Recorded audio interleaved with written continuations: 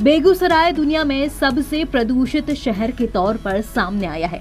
Swiss संगठन IQ air की ओर से जारी वर्ल्ड एयर क्वालिटी रिपोर्ट 2023 में बेगूसराय को सबसे प्रदूषित शहर करार दिया है।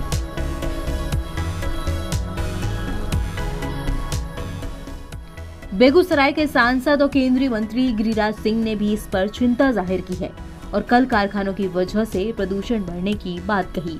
एक तो बेगूसराय में थर्मल पावर, रिफाइनरी, फर्टिलाइजर और अभी कंस्ट्रक्शन का काम बड़ी तेजी से चल रहा है।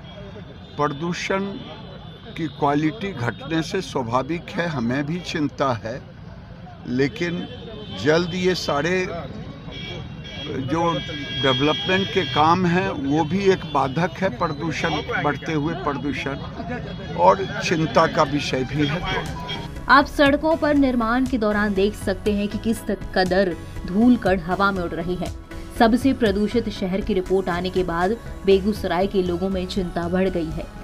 बेगूसराय की हवा सांस लेने के लायक भी नहीं बची है और बेगूसराय का एयर क्वालिटी इंडेक्स हमेशा 400 के पार रहता है और ये कोई पहली बार नहीं है।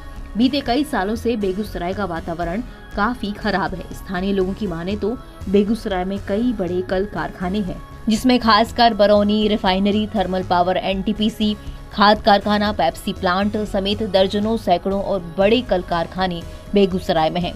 तो वहीं 4 लेन का निर्माण, फ्लाईओवर का निर्माण युद्ध स्तर पर किया जा रहा है, लेकिन प्रदूषण को कंट्रोल करने के लिए न तो बेगूसराय नगर निगम और न ही जिला प्रशासन कोई ठोस कदम उठा रहे हैं, जिसका नतीजा है कि लगातार बेगूसराय प्रदूषण के मामले में ऊंची छलांग लगा रहा है। तभी तो अब दुनिया में सबसे प्रदूषित शहर के तौर पर बेगूसराय का नाम सामने आया है।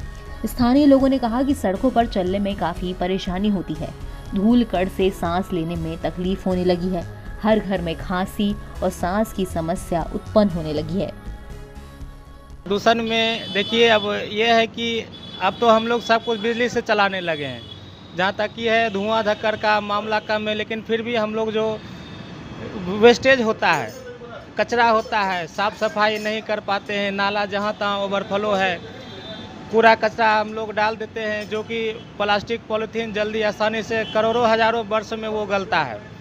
तो हम लोग जो है, हम लोग के कारण ही प्रदूषण बढ़ रहा है। यदि हम लोग इस पर थोड़ा थोड़ा ध्यान दें, जहाँ तहाँ कचरा ना फेंके। भवन निर्माण में ऐसे ही मतलब खुलेआम हो रहा है, धूल मिट्टी होता है, सड़क पे जो है कोई साफ सफाई नाम का वैसा चीज़ नहीं है, यत्र तत्र मल मूत्र हम लोग कर देते हैं। तो ये सब यदि सावधानी बरतते हैं तो प्रदूषण को कंट्रोल किया जा सकता है।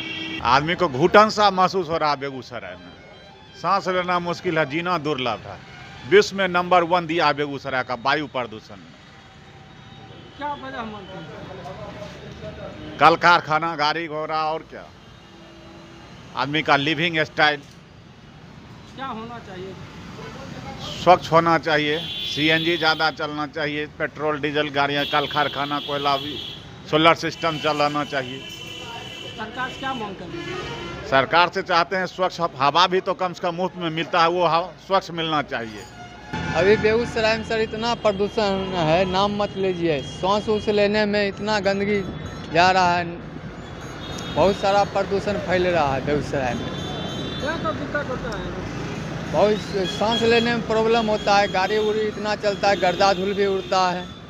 जैसे बहुत सारा फैक्ट्री है, साफ सफाई की व्यवस्था भी बहुत कम है, इसलिए सबको बीमारी फैल रहा है। प्रदूषण से बहुत तरह की कठिनाई होती है, आने जाने में सही से मतलब नज़र नहीं आता है, धूल वूल आँख में, शरीर में पूरा पड़ जाता है। सही आने जाने में बहुत ही कठिनाइयों का सामना करना पड़ता है और सरकार वगैरह कुछ कर नहीं रहे इसके।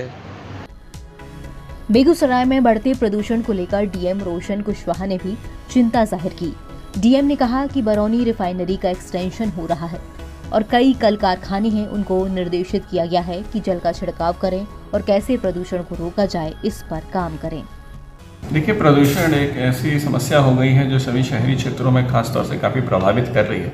वर्तमान में बेगूसराय शहर में जो कई प्रोजेक्ट्स चल रहे हैं, चाहे रिफाइनरी एक्सपेंशन का हो या 4 लेन के ब्रिज बनने का, उसकी वजह से थोड़ा पोल्यूशन का लेवल बढ़ा है। उसको रोकने के लिए जो भी एनजीटी के मानक हैं उसका अनुपालन किया जा रहा है। जो कार एजेंसीज हैं उनको निर्देश दिया गया है कि वो खुले में जो धूल मिट्टी के कण उड़ रहे हैं उनको बचाने से रोकें, लगातार पानी का छिड़काव करते रहें और जो भी लूज सॉइल है उसको उठा के करें।